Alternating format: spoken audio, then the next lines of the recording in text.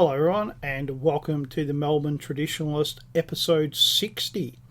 Last episode we talked about China in the 1800s, and I'm going to go in this episode and continue on, and it's only going to cover 16 years, really from 1900 to 1916. But in that time we have the Boxer Rebellion, the fall of Imperial China, 2,000 years of imperial rule end, and we have the rise of the Republic of China, not to be confused with the modern People's Republic of China. And then we see the rise of a new emperor and his fall. So it's a pretty complex story. So I'm going to start. In the last decades of the 1800s, China underwent a massive change. One of the biggest in hindsight was in education. There was a great intellectual contest between traditional Chinese education and what was called New Education, which in reality meant education inspired by Western knowledge. Traditional Chinese education was geared towards producing mandarins, the scholar bureaucrats who ran the imperial court for centuries. Competitive examinations were invented in China and are something that in the 1700s were adopted by Europe. Students in China would study for years for a chance to become a mandarin. Most failed the examination, but for those who succeeded, it was the most prestigious job in the Chinese Empire. And that was true for hundreds of years. It could lead to power and riches, even for those from the most humble of origins. But the Opium Wars and the increased interest of the Western powers had made people at all levels of society question the old ways of running the government. Those who supported the new education wanted a Western education, but without the West's corrupting influence. They did not want to turn into copies of Europeans. They wanted to remain Chinese, but to use the superior knowledge of the West and turn it to China's advantage. What that meant was that books in European languages were translated and used to teach Chinese students, most of whom were adults. Western ideas like republicanism, nationalism, and communism were not Chinese. They're all European ideas. But as we'll see, these foreign ideas would shape 20th century China. The Boxer Rebellion was a violent anti-foreign and anti-Christian uprising that took place in China between 1899 and 1901. It was initiated by a group called the Militia United in Righteousness, although they were also known as the Harmonious Fists, which the English referred to as the Boxers. And it was motivated by nationalist sentiments, or what's sometimes called proto-nationalists, and the opposition to European expansion in China and the associated Christian missionary activity within China. Now, the missionaries were often seen as the advance guard of European intervention in China, so they were often targeted by locals to try and get rid of Western influence. The uprising took place against the backdrop of severe drought and the disruption caused by the growth of foreign spheres of influence. After several months of growing violence against both the foreign and Christian presence in Shandong, which is near Shanghai, and the North China Plain in June 1900, Boxer fighters, convinced that they were invincible to foreign weapons, converged on Peking, what we now call Beijing, with the slogan, "Support Qing government and exterminate the foreigners." So here we see something that we see in other areas around the world. American Indians had this idea, Africans have this idea, and that is that if they believe enough, then bullets won't hurt them. And of course, that's absolutely not true. Foreigners and Chinese Christians sought refuge in the legation quarter, which is the part of Peking that was set aside for the foreign embassies. In response to the reports of an armed invasion,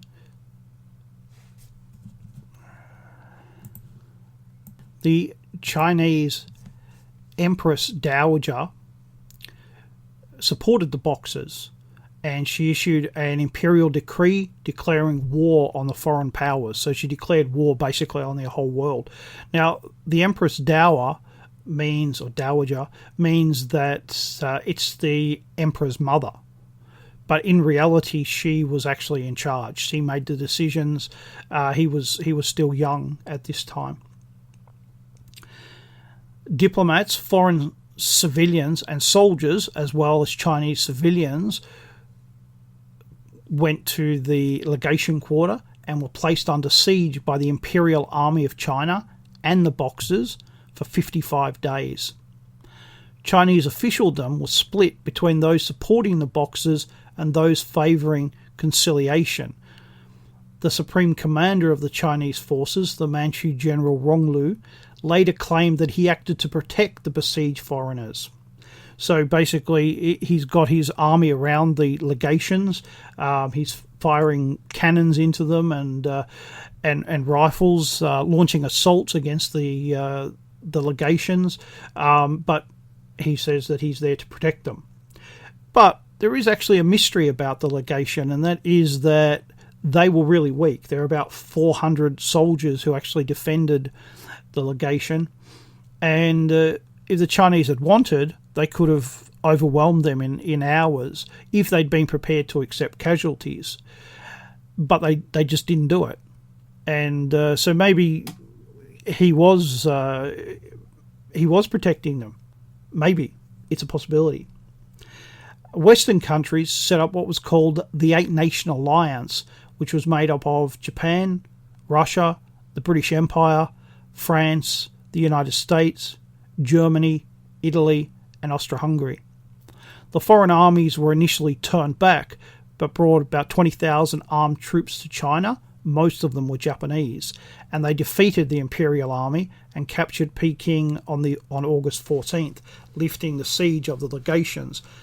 Uncontrolled plunder of the capital and the surrounding countryside ensued, along with summary executions of those suspected of being Boxers.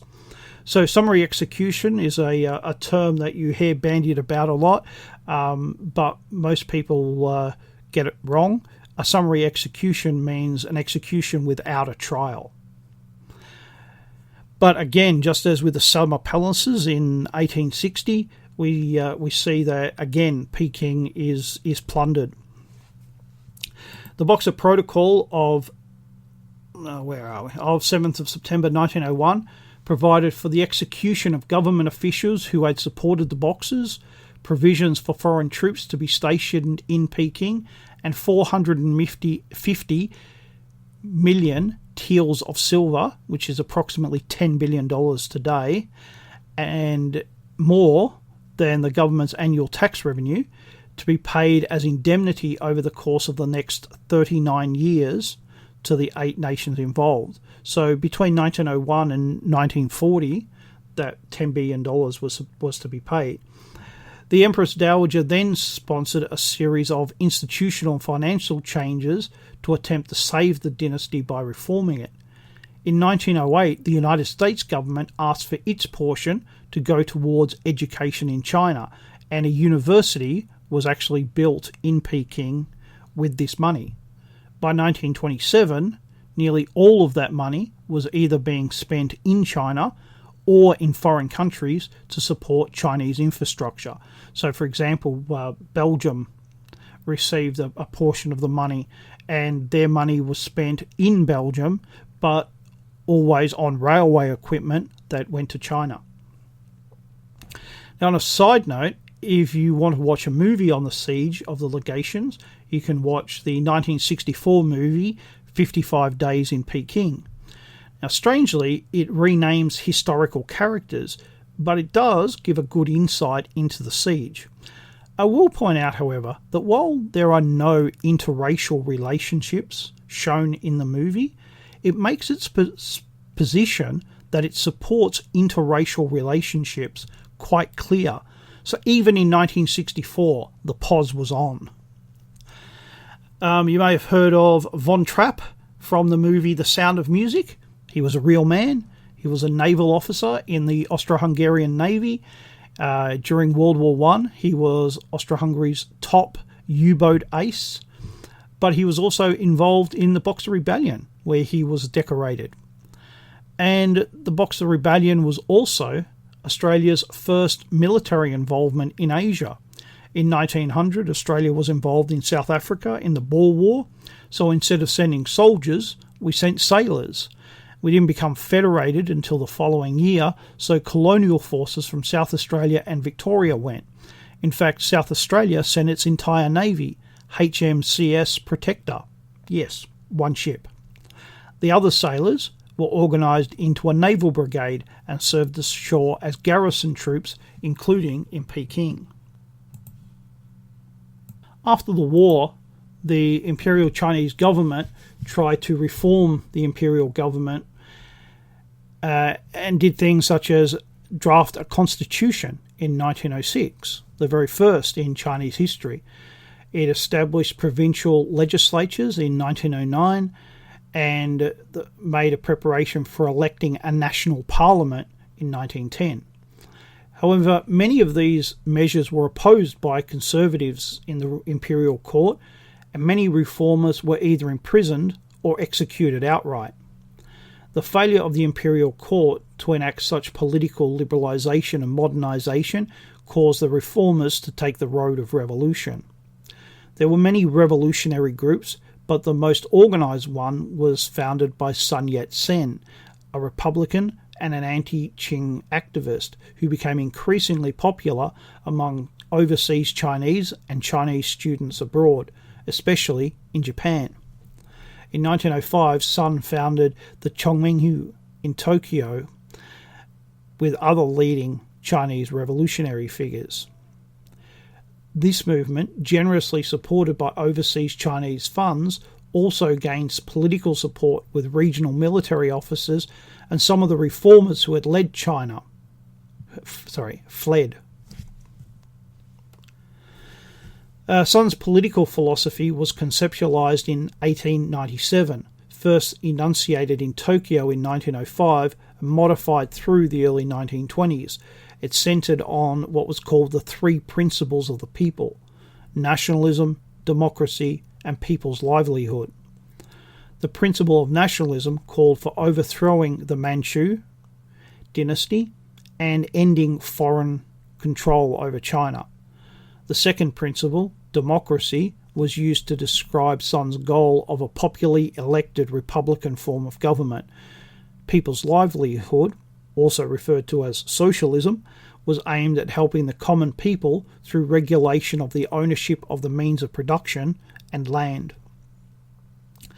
The Republican era of China began with the outbreak of revolution in October 1911. In Wanchu, the capital of Hubei province, among discontented, modernized army units whose anti-Qing plot had been uncovered. This would be known as the Wuchang Uprising, which is celebrated as Double 10th Day in Taiwan. It had been preceded by numerous abortive uprisings and organised protests inside China. The revolt quickly spread to neighbouring cities, and Tongmenghui members throughout the country rose in support of the Wuhan revolutionary forces. On October 12th, so 2 days after the start of the revolution, the revolutionaries succeeded in capturing 2 cities. However, the euphoria engendered by this victory was short-lived. On October the 27th, Yuan Shikai was reappointed by the Qing court to lead the new army, and loyalist forces moved south to retake Wuhan.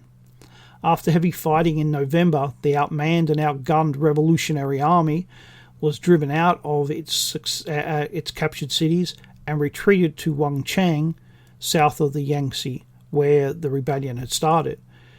During the 41-day Battle of Yangtze, however, 15 of the 24 provinces in the empire declared their independence from the empire. Yuan Shikai halted his army's advance on Wuchang and began to negotiate with the revolutionaries. A month later, Sun Yat-sen returned to China from the United States, where he had been raising funds among Chinese and American sympathizers. So here we have the leading army of the empire basically stopping before its final victory, and effectively it changes side and joins the revolutionaries.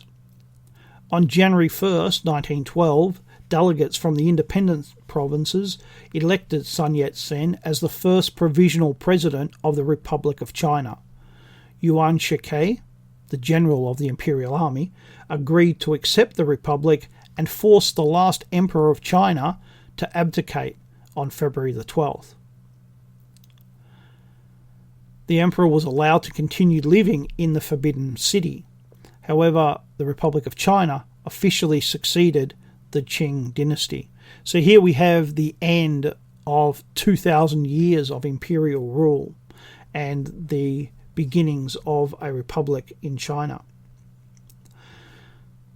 On the 1st of January 1912, Sun officially declared the establishment of the Republic of China and was inaugurated in Nanjing as the first provisional president. However, power in Peking already had passed to Yuan Shikai, the general, who had effective control of the army, and which was the most powerful military force in China at the time. To prevent civil war and possible foreign intervention from undermining the infant republic, Sun agreed to Yuan's demand for China to be united under a Peking government headed by him.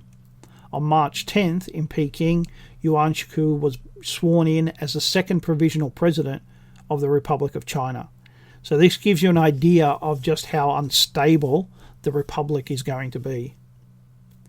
The Republic which Sun Yat-sen and his associates envisaged evolved slowly. Although there were many political parties vying for supremacy in the legislature, which had been set up by the imperial government, the revolutionists lacked an army, and soon Yuan's power began to outstrip that of Parliament. Yuan revised the constitution on his own and became dictatorial. In August 1912, the Kuomintang, which means Nationalist Party, was founded. It was an amalgamation of small political groups, including Sun's Tongmenhai.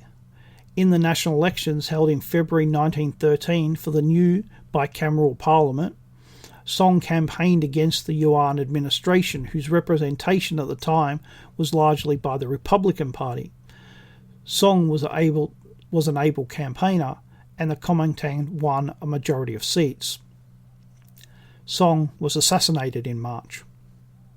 Some people believe that Yuan was responsible, and although it's never been proven, he had already arranged the assassination of several pro-revolutionist generals. Animosity towards Yuan grew. In April, he secured a reorganisation loan of £25 million from Great Britain, France, Russia, Germany and Japan without consulting the Parliament. The loan was used to finance his army. On May 20, Yuan concluded a deal with Russia that granted Russia special privileges in Outer Mongolia and restricted Chinese rights to station troops there. Kuomintang members of the parliament accused Yuan of abusing his power and called for his removal.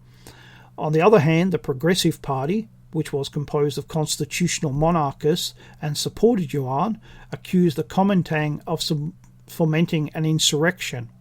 Yuan then decided to use military action against the Kuomintang. In July 1913, 7 southern provinces rebelled against Yuan, beginning the Second Revolution. There were several underlying reasons for the Second Revolution, besides Yuan's abuse of power. First was that most revolutionary armies from different provinces were disbanded after the establishment of the Republic of China, and many officers and soldiers felt that they were not compensated for toppling the dynasty, the imperial government. These factors gave rise to much discontent against the new government amongst the military. Secondly, many revolutionaries led by Yuan and Lai Yuanhong were undeserving of the posts of presidency and vice presidency because they acquired the post through political manoeuvring rather than participation in the revolutionary movement. Lastly, Yuan's use of violence dashed the Kuomintang's hope of achieving reforms and political goals through electoral means. However, the Second Revolution did not fare well for the Kuomintang. When the rebellion was suppressed, Sun and other instigators fled to Japan. In October 1913, an intimidated parliament formally elected Yuan president of the Republic of China. So no longer provisional president, now he's president. And the major powers extended recognition to his government. Trusted generals were given prominent positions in his government. To achieve international recognition, Yuan had to agree to autonomy for Outer Mongolia and Tibet. As all this was going on, banditry and revolts were common. The government was as unstable as the imperial government had been. In November 1913, Yuan, now legally president, ordered the Kuomintang dissolved and forcibly removed its members from parliament. Because the majority of the parliament members belonged to the Kuomintang, the parliament did not meet its quorum and couldn't meet. In January 1914, Yuan formally suspended the parliament. In February, he called into session a meeting to revise the Provisional Constitution of the Republic of China, which was announced in May of that year. The revision greatly expanded Yuan's powers, allowing him to declare war, sign treaties, and appoint officials without seeking approval from the parliament. In December 1914, he further revised the law and lengthened the term of the president to 10 years, with no term limit. When World War I broke out in 1914, Japan fought on the Allied side and seized German holdings in Shandong province. In 1915, the Japanese set up before the government in Peking the so-called 21 demands, aimed at securing Japanese economic controls in the railway and mining operations in Shandong, Manchuria and Fujian. And Fujian is the part of China just opposite Taiwan. The Japanese also pressed to have Yuan appoint Japanese advisors to key positions in the Chinese government. The 21 demands would have made China effectively a Japanese protectorate. So that means that it would have just been a colony, effectively, of Japan. The Chinese government rejected some of these demands, but yielded to the Japanese insistence on keeping the Shandong territory already in its possession. Beijing also recognized Tokyo's authority over southern Manchuria and eastern Inner Mongolia. Yuan's acceptance of the demands was extremely unpopular, but he continued his agenda nevertheless. On the 12th of December 1915, Yuan, supported by his son, declared himself emperor of a new Empire of China. Now, this sent shockwaves throughout China, causing widespread rebellion in numerous provinces. On the 25th of December, former Yuan governor Kei, the former governor of Jiangxi province, and one of his generals formed the National Protection Army and declared Yuan independent, thus beginning the National Protection War.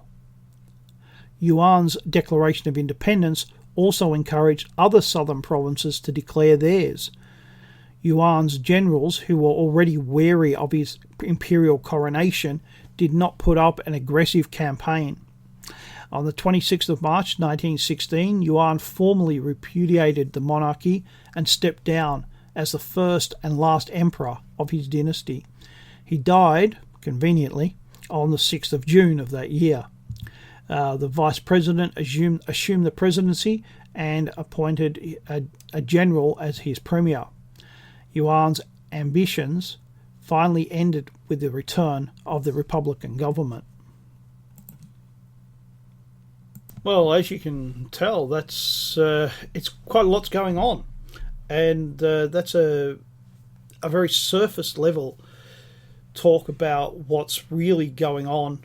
You know, you can get so deep into all of this history, but it's a very important point in Chinese history. It really shows the end, just how much the West had weakened the Imperial Chinese system, which had worked for centuries, and how Western ideas had made its way into China, and those Western ways were now being pushed by Chinese people as the solution to their problems. But it wasn't quite as simple as that, and the inherent weakness of China is still very apparent.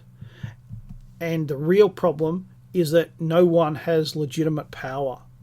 No one is a unifying force. Everyone who steps forward and says, yes, I'm legitimate, finds somebody else who says, no, you're not.